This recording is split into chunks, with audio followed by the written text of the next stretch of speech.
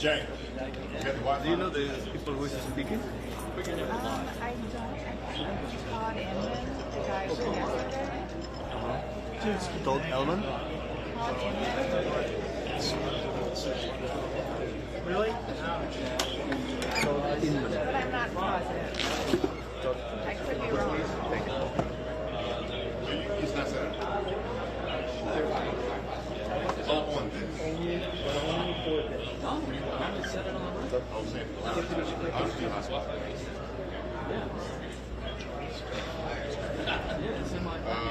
Let's see if we get a picture of it.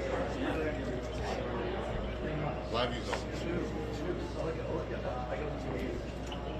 Do you guys have a speaker list today, or do you know who's speaking? The investigator in charge is Bryce Bannon, and the speaker is going to be member Todd Inman. Test 1, 2, 3, 4, 5.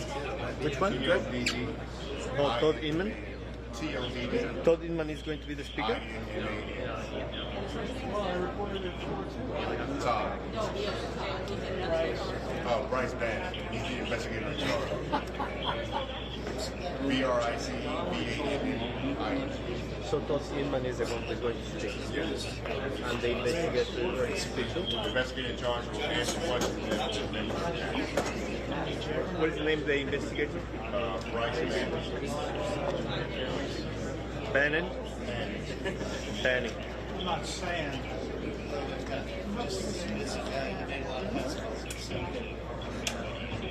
gotta be a certain age to remember John. Yes. Give me a second.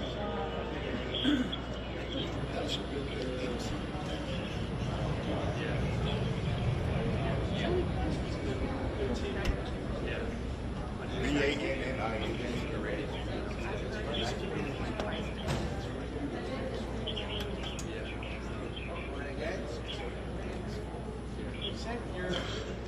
Banning is from where? From the ATF? From the Test 1, 2, 3, 4, 5, 6, 7. investigation? Good? You get on your mic?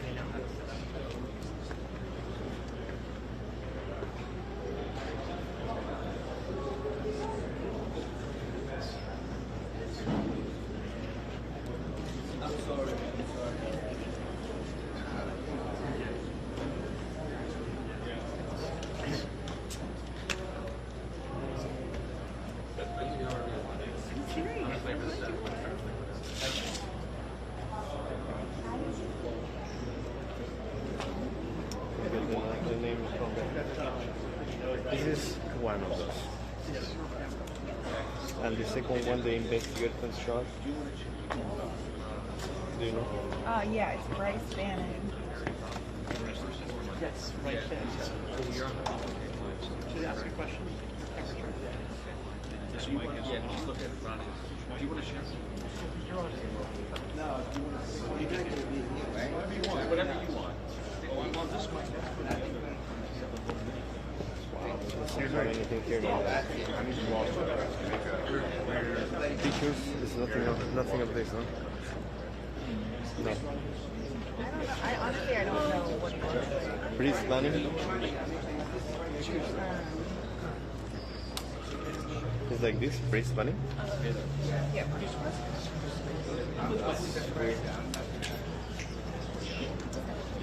Designer, fashion designer. We don't want to fight outside. But his man states on the seat? Yeah, I No. don't remember if he actually ended up speaking this. What's he learned Okay, let's see. So it start with from the planes? Todd Inman. Yeah. To the main one. Once the trial starts, all of the guys are coming back. I've been trying to warn them.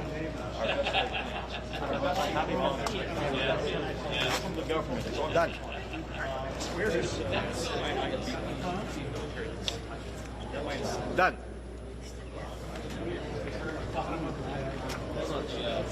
No, that's my other microphone. I got two mics. That's the problem. Done. Done. Done. Done. Yeah, I told you that. Done. Dude, are you here for... AP. Can I use just to sit here? Sure. I will put back in. Can you hand me that? Is Alex coming back? I don't know, is he? Are you here for Alex? I don't think so, Alex. Coming. Let me. That's his Alex? That's Alex. I don't think Alex is Because Okay, perfect. here's. Are you going to see Alex? Because this is Alex's computer bag.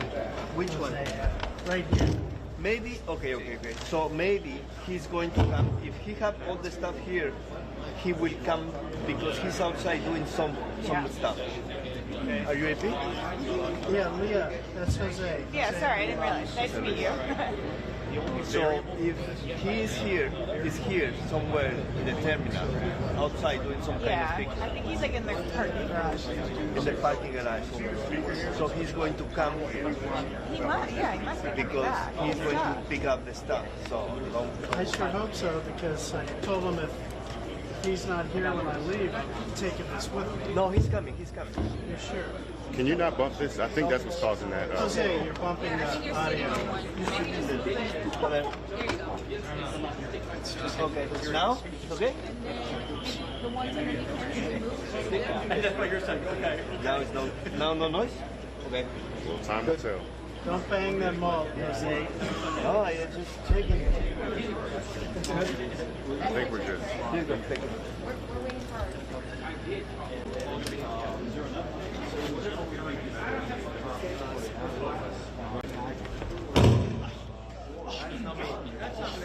That's not me for real. Yeah. Do you want me to hold the... I'm not even standing on it. This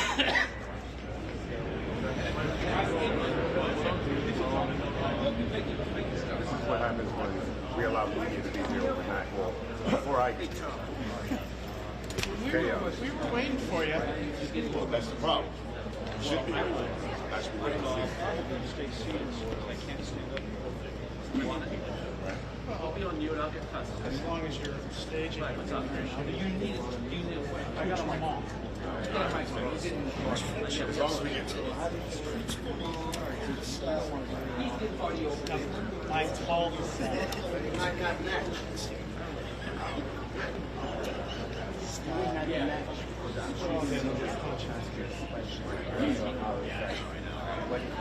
Well, are you feeding back live? Yes. Hey, Neil, are you there? Hey, Neil, are you guys synced? Do you need me? Sure. Hey, let me change there. Hey, listen, a question. Do we need to sync these cameras because there's another camera that's going to be shooting reverse? Do you want me to do it?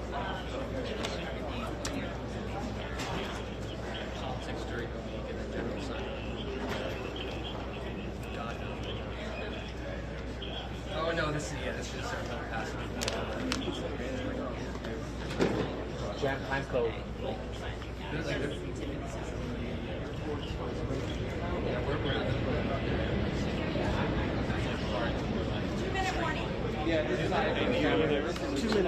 Two minutes. 2 minutes. These are a lot of people or just only 2 people? Who come like I don't know. Yesterday I had a bunch of people, but only like 1 or 2. So. Do I need this? Okay.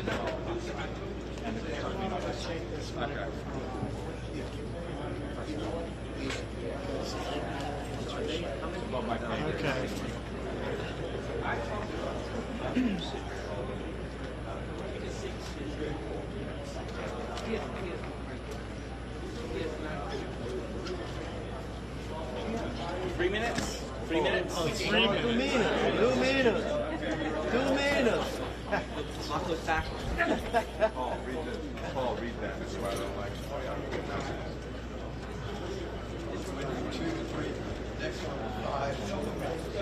You got it?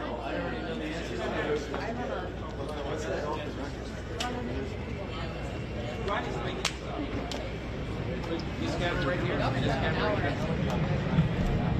Thanks for coming. You'll be briefed this afternoon by board member Todd Inman, I-N-M-A-N, along with investigator in charge Bryce Banning, B-R-I-C-E-B-A-N-N-I-N-G. Thank you. So you're going to pick up. Right? Even if the profile in the Facebook is not the same. Really? Yeah. Yeah, they don't. It's a weird spelling. Bryce Banning, B-R-I-C-E.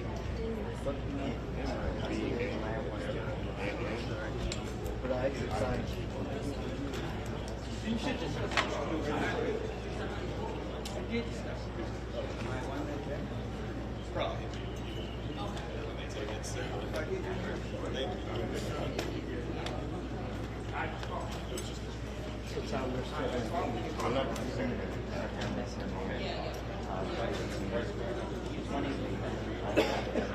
I think I've got 13 microphones.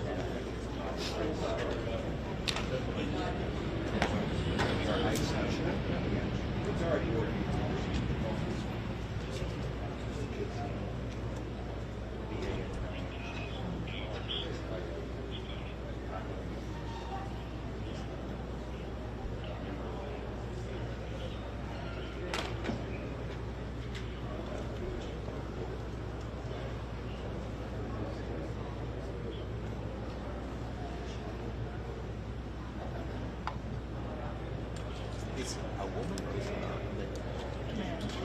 It's not her. No, that's Jennifer Harmon. You know everything. I've only been here Now you know everything. all day. Now you know everything. Now you understand. Now you Wish I knew less. Now you already know. Hey, James, we good? Now you know everything.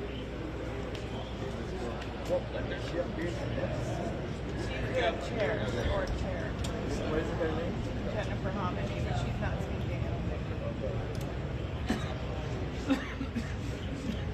That's Todd. This is Todd. Yeah.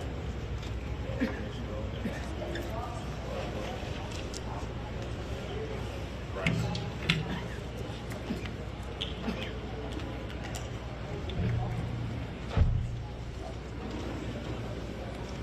Hello, I'm Todd Inman. I'm the board member on scene. We'll be briefing tonight where we're at in the investigation in regard to the CRJ accident with the Sikorsky helicopter.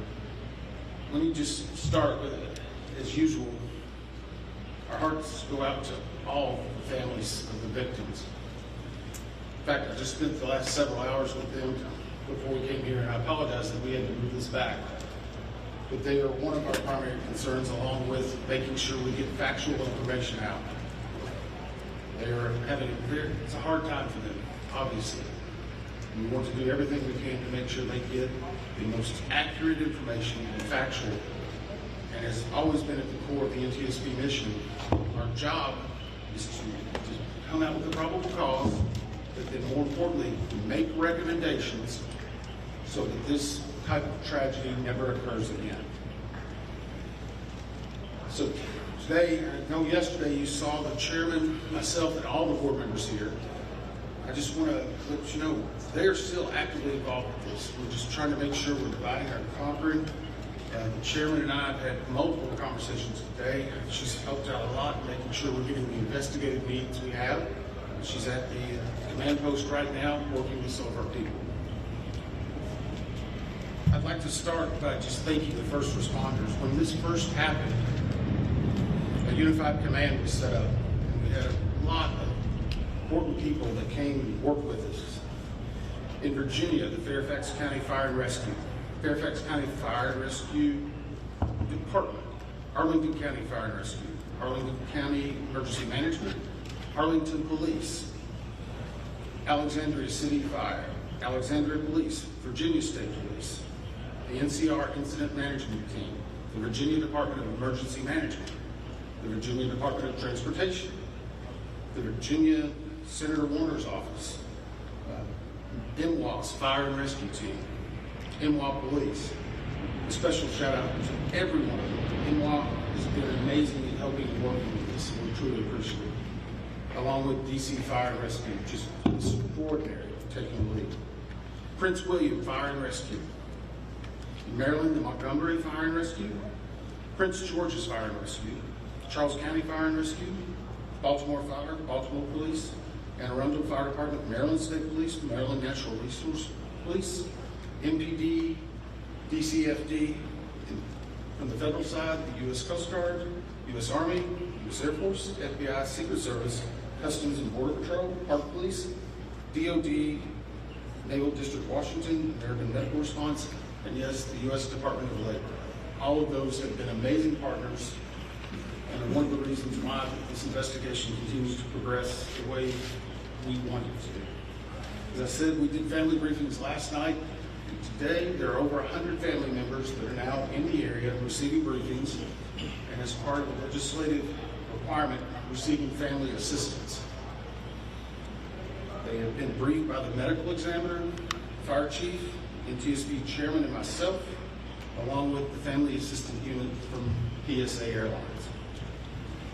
In regard to NTSB staff, all staff are now on scene that have been requested.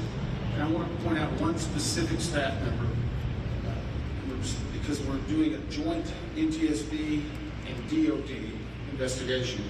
The NTSB actually has a Black Hawk certified pilot on staff, on our personal staff, based out of Alaska. Once we realized the dynamics and the intricacies of the Black Hawk, we have brought that member in. They are on scene now, providing direct technical assistance to the NTSB.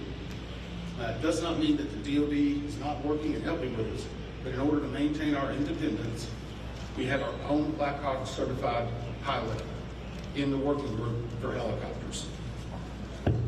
Regarding salvage at this point, the Navy supervisor of salvage is conducting salvage operations at the current time. Barges are en route from Virginia Beach, and we anticipate them to be on scene early tomorrow morning. After their arrival, they will be secured, located, and then significant salvage operations will continue. They are ongoing right now, but this will be the main lifting. It's being done in conjunction with the DC Medical Examiner's Office in order to make sure simultaneously that any additional victims are recovered and immediately turned over to them for identification and returned to their families. SupSal, which is the supervisor of salvage, is also conducting a debris mapping right now. This will help in our post-accident analysis of how the machine actually reacted to the incident. It will also help us with understanding some of the airworthiness and crashworthiness and human factors. We have right now two distinct debris fields. One that houses the Sikorsky, which is in comparison to the CRJ, a little bit smaller. The CRJ is in another distinct area, and we consider a little bit larger. The good news is, based upon the initial mapping, while there are some small aspects of that debris field, there are large chunks that will be easily recoverable, and it will aid in the investigation when we bring it into the secure facility that will be located here on MWA. That will help us in the close proximity to be able to review and evaluate. Yesterday we outlined for you a number of groups that have been stood up. A few of them in particular I want to call out, although every one of them have been working very hard. For your edification, the ATC group, Air Traffic Control, has been conducting interviews today. They're ongoing tonight. They will be ongoing for probably the next few days. We've had full cooperation in getting the witnesses that we need to gain those interviews. We will then take that information and match it with other data that we're receiving, and if necessary, conduct follow-up interviews at a later time. Our operations group now has on site an exemplar airplane similar to the CRJ 700. It's on a hard stand here at NWA. They will use that to evaluate cockpit configuration, seating, things like that. So whenever the salvage comes up, we're able to use an exemplary aircraft to match it to these examples, such as where maybe switches are, navigational aids, electronics. It is almost the exact same configuration as the incident aircraft. I want to clarify one thing. There's been a lot of questions and discussion regarding manifest. Let me make this very clear. The NTSB will not and has not released a manifest. We have not in our history, not in our past. We will not be in this accident. In fact, there's specific congressional language that whenever it is in our possession, it is not available through the Freedom of Information Act. It will not be included in our report. We will not be putting any names of any of the victims. Any release of that information will come from other individuals or groups.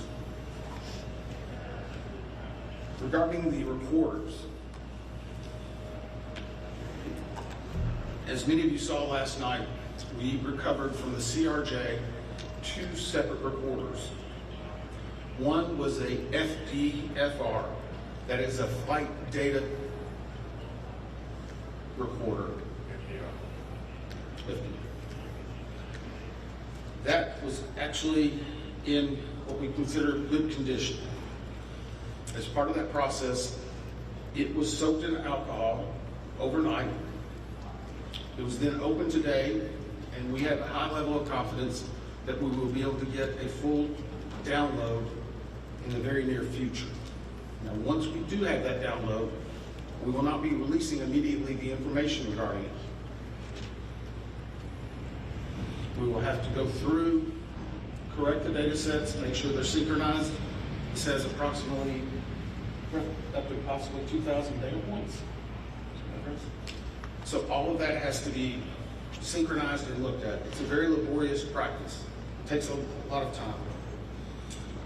Regarding the CRJ's cockpit voice recorder, once it was recovered and opened, we found that it had water intrusion. That is not uncommon. It is not an unusual event for us to receive a recorder with water intrusion. We deal with that all the time.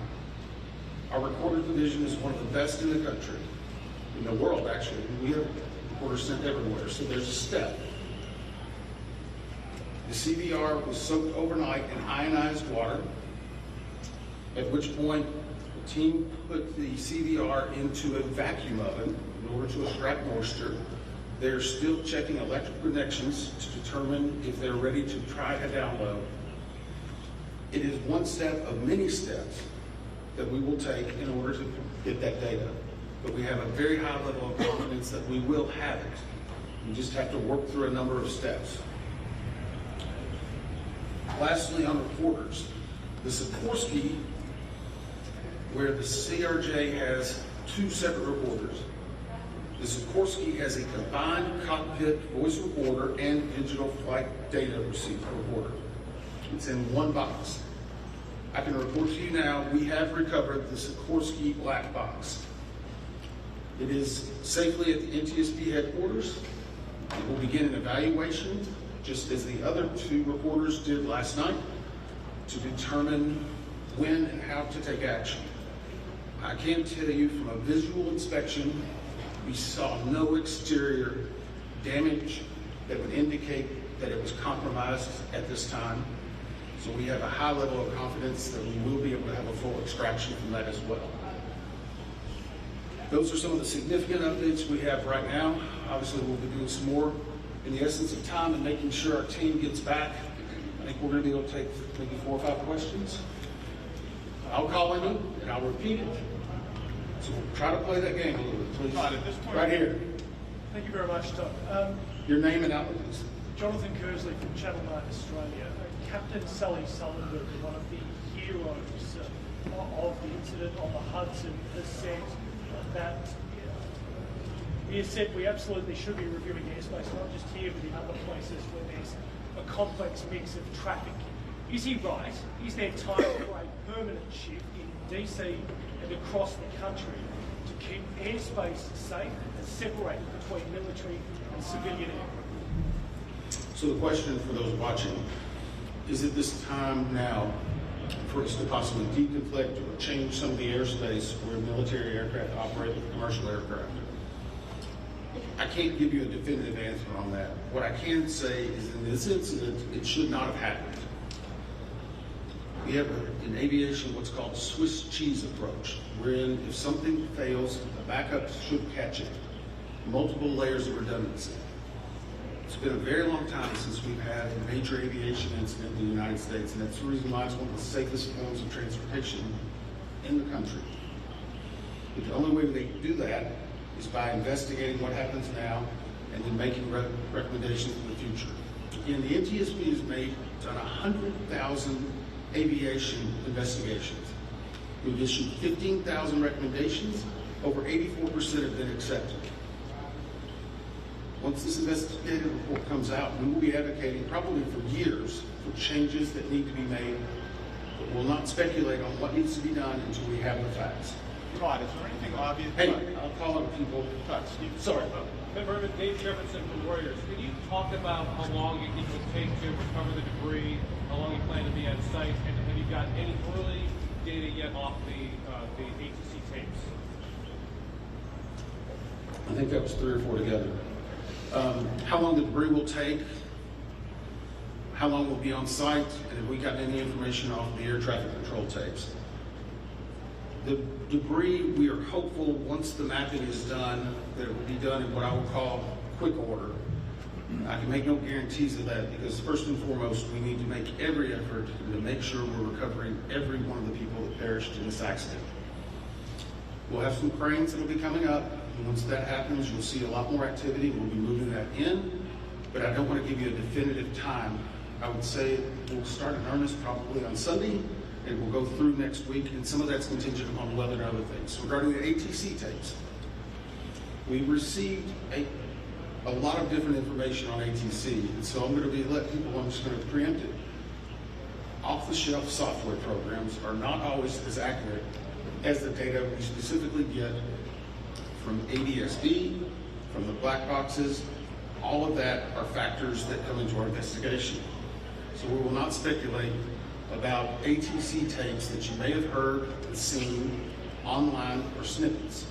We are getting the full cooperation that we need to be able to make an accurate assessment and to make sure what we are saying is factual and that it will help and aid in the entire investigation. Todd, Steve Cooper from Channel 7 in Boston. Is there anything glaring from the videos that we've all seen that would tell you that the pilot in the Black Hawk helicopter made a mistake? The question is based on the videos. Have we drawn any conclusions? We have not. We know that there was a significant incident in which the 2 aircraft collided, a pretty significant fireball. If you will recall, even for the first day, we only had maybe 1 or 2 grainy images that were coming out. We're seeing more and more at this time. So we're still collecting data, but we are not going to opine until we see a lot of other things in there. A couple more? 2 more? Yes, sir. On team with CNN, how critical is it to interview the controller in the tower cab? And how concerning is it to you, the reports that that controller is working 2 positions at the same time? So the question was, how critical are the air traffic control interviews and basically staffing? So air traffic control interviews are critical. That's the reason why there's a process in place. That began immediately after the accident. It was preservation of that evidence. It was immediately taking down notes, getting logs, all that information. We will go back and look at any air traffic controller that was involved in this We'll go back and look at their past probably 72 hours, even 2 or 3 weeks. We'll look at their training, their hiring, everything. What they probably ate that day. But it is not one point that tells us everything. It's layered into a lot of other information that's very critical. Regarding staffing, FAA has had a very robust plan in looking at staffing. Obviously, we'll be looking at not only staffing that day, progressively staffing. How many people, what job functions they were doing, were they being combined, were they not? What was the weather outside? What was the number of landings? I recall back during COVID, one runway was being used, runway 1, that was the only one. 33, as traffic came back, started being opened up. So we would look at changes in traffic patterns, construction at the airport, all of that. It all paints a very big picture. Can I just follow up on that? Have air Who are you? traffic, Sorry. Oh, sorry, Leo with AP. Have investigators interviewed air traffic controllers at this point? The question is, had we interviewed air traffic controllers? Yes. I think I Okay, started with were it. they working at the time? Sorry. They were working at the time of the... I'm sorry, clarification. Was it an air traffic controller that was working at the time of the accident? Yes. Okay. Yes. Sorry, was Now, it I'm the not one going to speculate. was it Sorry. the one- No, sorry. I'm not going to speculate. The next question is, was there 1, 2, 3? I don't have the answer for that right now. I know that the controller that was working at the time has been interviewed, and his interviews are ongoing throughout the day. Yes, ma'am. Last one. Has President Trump reached out to you personally or anyone else from the White House, to you or anyone else on the board? And if so, can you describe the nature of those communications? The question is, has anyone from the White House reached out to me or other board members? I won't speak for other board members. I know that the chair did a briefing yesterday. It was publicly discussed and gave some information. I have not received any contact. I'm going to go back to something we talked about earlier. The NTSB is an independent, bipartisan board. 58 years as the gold standard. Our job is to find the facts. But more importantly, our job is to make sure this tragedy doesn't happen again, regardless of what anyone may be saying. Our investigators never want to see this happen again, and I never want to have to go back and brief another set of family like that. Thank you. Todd, about this fact, President Trump was wondering why this helicopter was flying above 200 feet. That's it.